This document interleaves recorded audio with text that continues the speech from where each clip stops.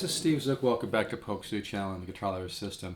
This is an Alvarez made in the 80s, 5022.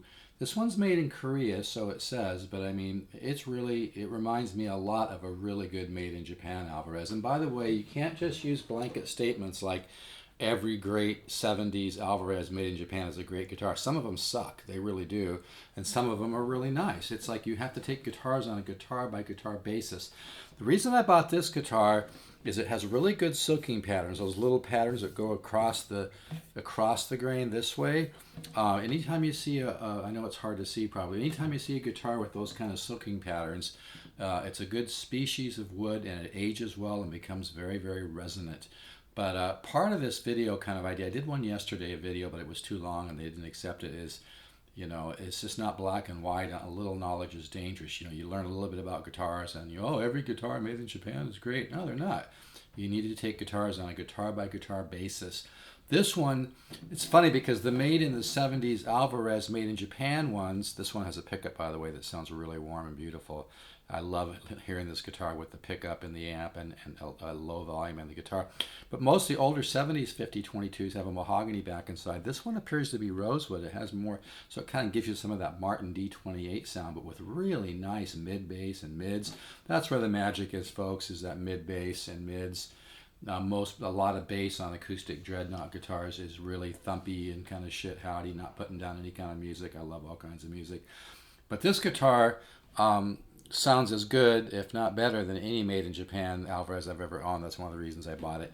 It does have some issues. It's got a kind of a sinking sound hole where the sound hole goes down. That happens to guitars over time. It doesn't bother me. It's got a few buzzing notes here in the 11th fret. You can probably just, in fact, I this morning just sat here with a little like fingernail file and just filed a fret above and already got one note to come out like 80% better.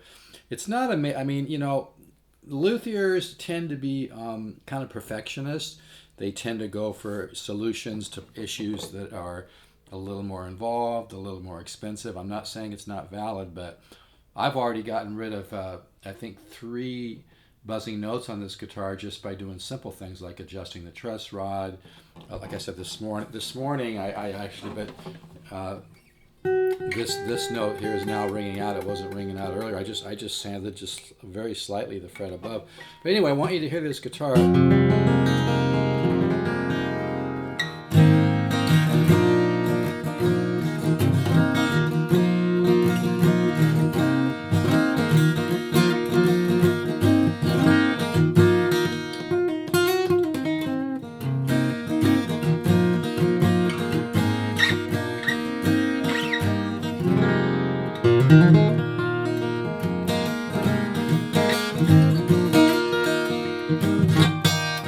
Anyway, it really sounds nice, and the pickup is real warm. It doesn't have a preamp, so you have to put a little more volume in it. But this guitar plugged in, I use my PV solid state amp. It just sounds beautiful. But yeah, I'm in Dadgad.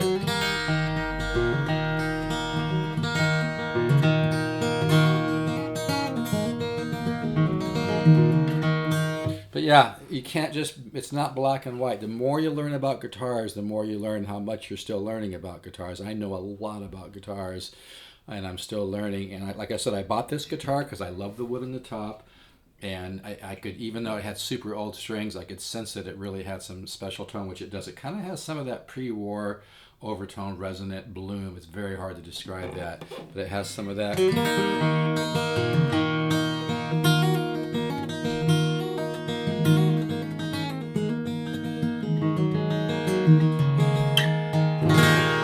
I really like this guitar.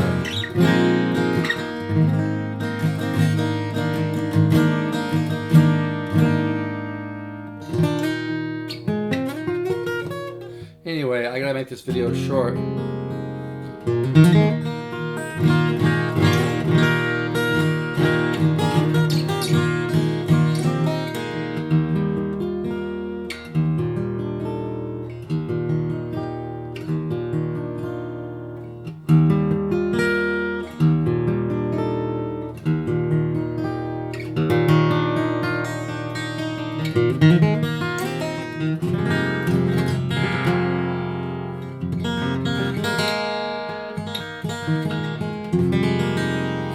this really sounds tremendous. It's got some of that kind of herringbone D28 sound, and then, like I said, it's got that made in Japan sound, even though the label says made in Korea. I don't see any difference in the quality. Like I said, you just can't always say every guitar made in Japan. The 70s is a great guitar. Some of them suck. Some of them have the magic. Some are kind of middle ground, kind of bleh, you know. The problem is getting that orchestral resonance, that sweetness, that bloom, that kind of what I call pre-war Martin bloom and tone.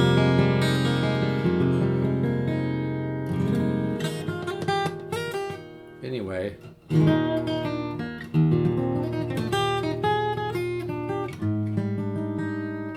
these are new strings, so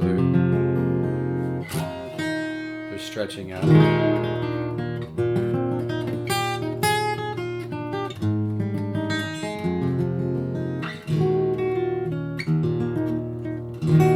I'm barely warmed up.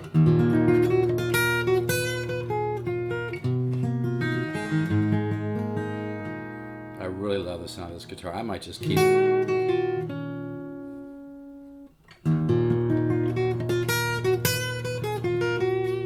Anyway, it's got some, like I said, it's got some buzzing here on the 11th fret,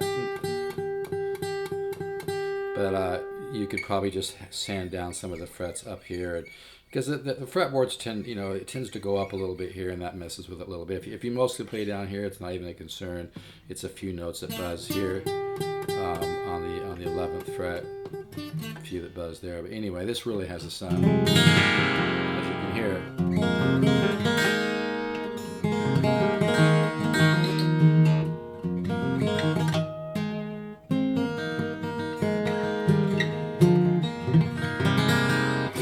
I gotta make this video short because my last one wouldn't upload yesterday.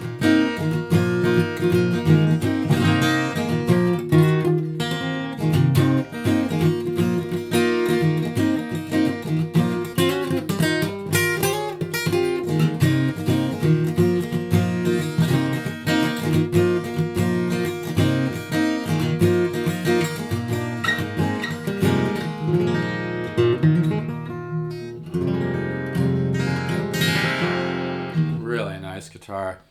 I got it at $5.99. There's a little wiggle, but like I said, it does have a few buzzes here in the 11th fret, but I think you could get that worked out if that bothers you. But yeah, the top is really a nice, mature top with good soaking patterns, those sideways little flames. And as you can hear, it just...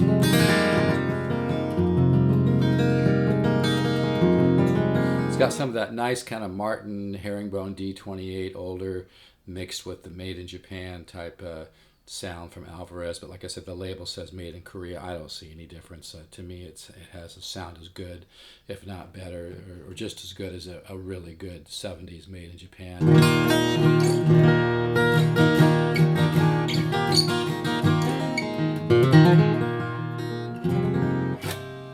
And what's interesting, like I said, the 70s 5022s had a mahogany back and sides. This one's made in the 80s.